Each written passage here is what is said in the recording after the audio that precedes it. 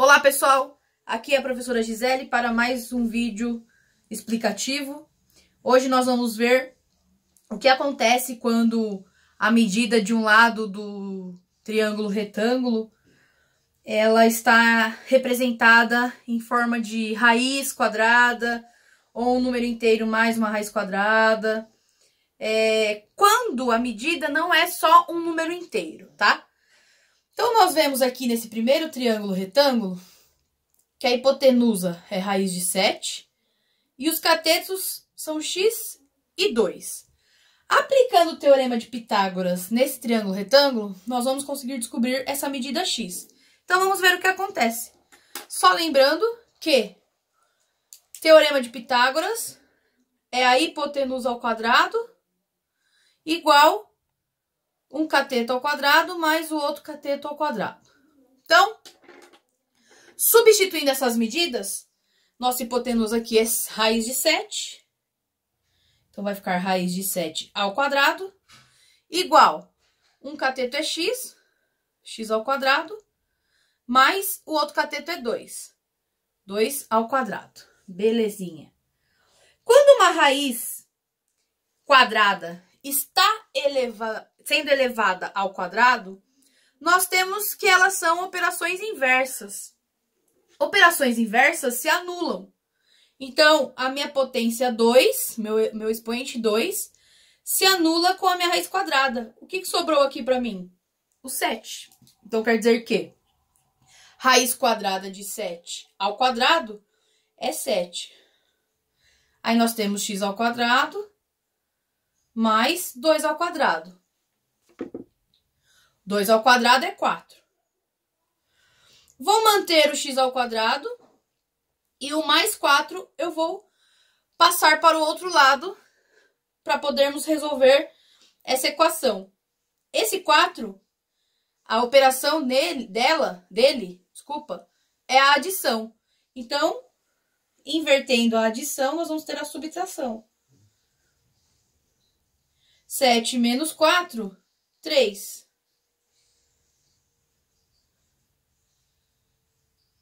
Oh, desculpa.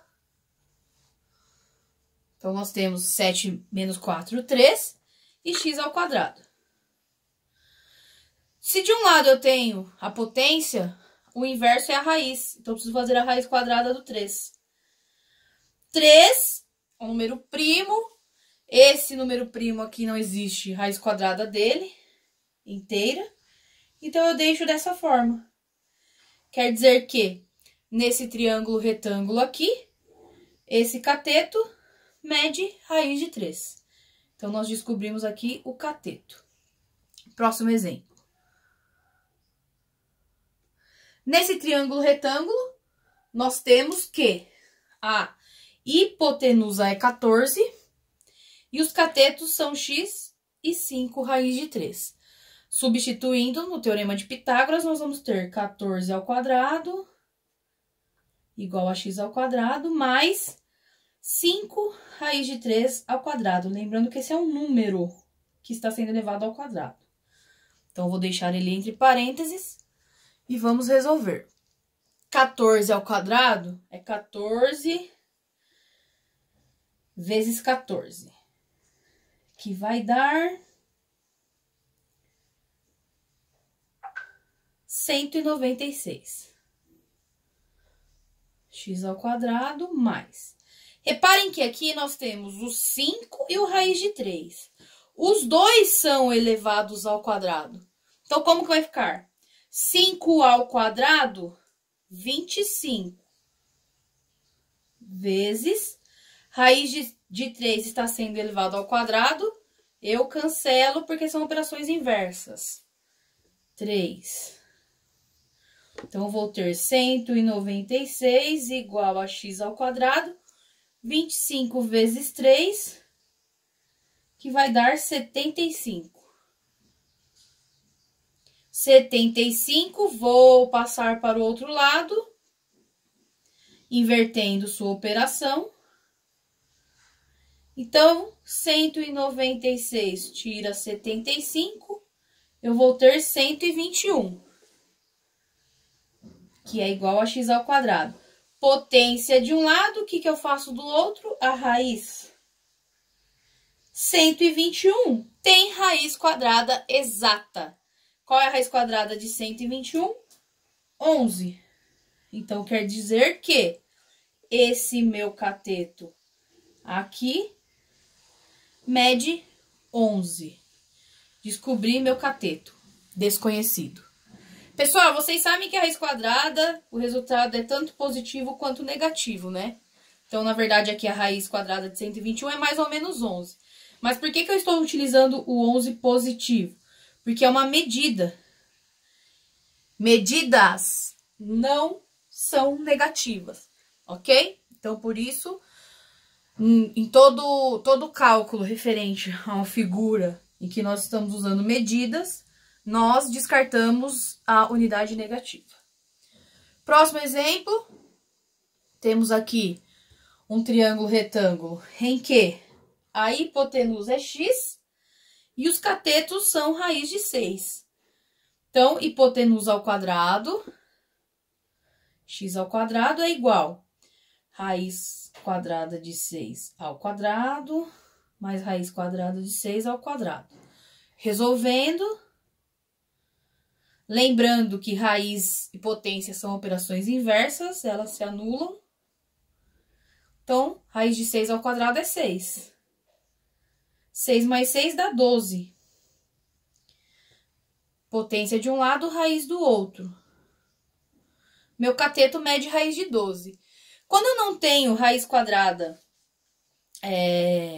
com resultado inteiro, e ele não é, por exemplo, um número primo, ou ele eu consigo fatorá-lo. Mesmo quando ele for um número primo, vocês vão ver o que acontece em breve.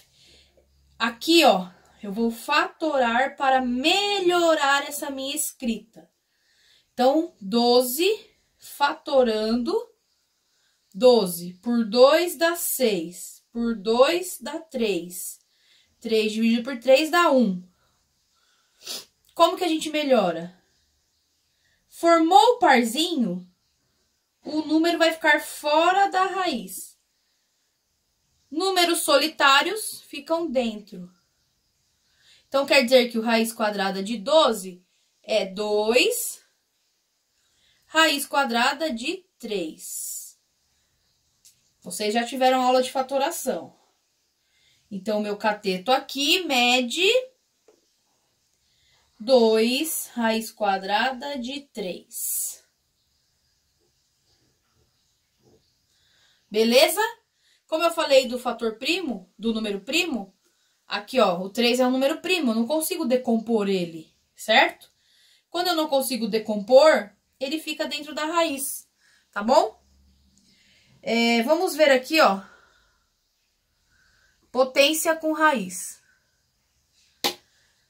Então, 2 raiz de 3 elevado ao quadrado, essa potência aqui, esse expoente, na verdade, ele vale tanto para o 2 quanto para o raiz de 3. Então, é a mesma coisa que 2 ao quadrado vezes raiz de 3 ao quadrado. 2 ao quadrado dá 4. Potência cancela com raiz, porque são operações inversas, sobrou 3. 4 vezes 3, 12.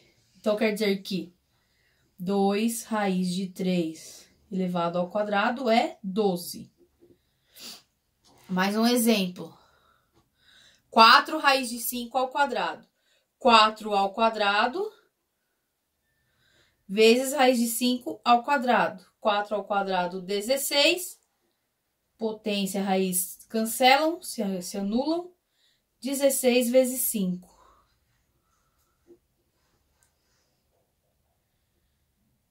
80. Então, quer dizer que 4 raiz de 5 ao quadrado é 80. Quando tá só a raiz elevada ao quadrado, é o número de dentro. Belezinha? Aqui, vou ensinar um pouquinho, relembrar, na verdade, porque não é um ensinamento, vocês já tiveram aula sobre isso. Raiz quadrada fatorando. Fatorar a raiz quadrada de 80, ou seja, melhorar essa escrita. Então, vou decompor ele. por 2 dá 40, por 2 dá 20, por 2, 10, por 2, 5, e aí 5 por 5, 1. Vamos formar parzinho. Formou um parzinho do 2, formou outro parzinho do 2. Lembrando que quando forma parzinho, fica fora da raiz. O número solitário fica dentro. 2 vezes 2 fica fora. Raiz quadrada de 5, que foi o que sobrou sozinho. 2 vezes 2, 4. Quer dizer que raiz quadrada de 80 é a mesma coisa que 4 raiz quadrada de 5. Agora vamos para a raiz quadrada de 32. Fatorando 32. 32 por 2 dá 16, por 2 dá 8, por 2, 4, por 2, 2, por 2, 1. Formaram aqui parzinhos do 2. E esse 2 ficou sozinho. Então, ele vai para dentro da raiz e esses 2 vão fora. 2 vezes 2 fora da raiz e o outro 2 dentro. 2 vezes 2, 4. 4 raiz de 2. Então, raiz quadrada de 32 podemos escrever como 4 raiz de 2. Agora, a raiz de 15.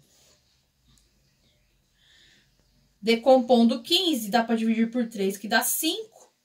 E por 5, que dá 1. E, professora, não formou par.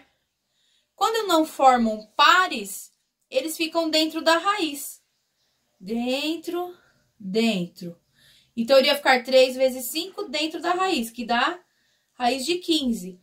Quer dizer que o raiz de 15 não tem uma forma melhor de representá-la. Então, quando for assim, sem termos pares, ele fica somente dentro da raiz. O 45, vamos ver o que acontece.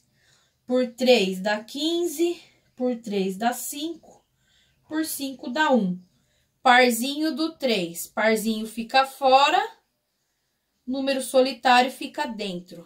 3 raiz de 5. Então, raiz de 45 é a mesma coisa que 3 raiz de 5. Tá bom, pessoal? Então, essa foi a minha dica da atividade dessa semana. Lembrando que a atividade dessa semana é uma atividade lúdica. Vocês vão fazer aí um joguinho, participar do joguinho.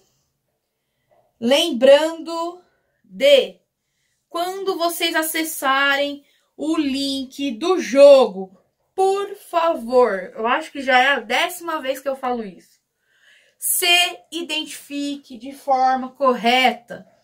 Não adianta vocês colocarem somente o primeiro nome, não colocar turma, ou colocar somente o primeiro nome e colocar a turma. Tem aluno com nome repetido. Fica muito difícil dos professores conseguirem localizar que aluno é. Então, vamos lá. Por exemplo, Miguel Aparecido, nono C. Preciso que coloque o nono C na frente do nome. Eu tenho um monte de aluno lá, Gabriel. Aí põe lá, Gabriel. Gabriel tá com pontuação 10, Gabriel tá com pontuação 7, Gabriel tá com pontuação 5. Nós temos 5 nonos anos. Como eu vou saber que Gabriel é esse?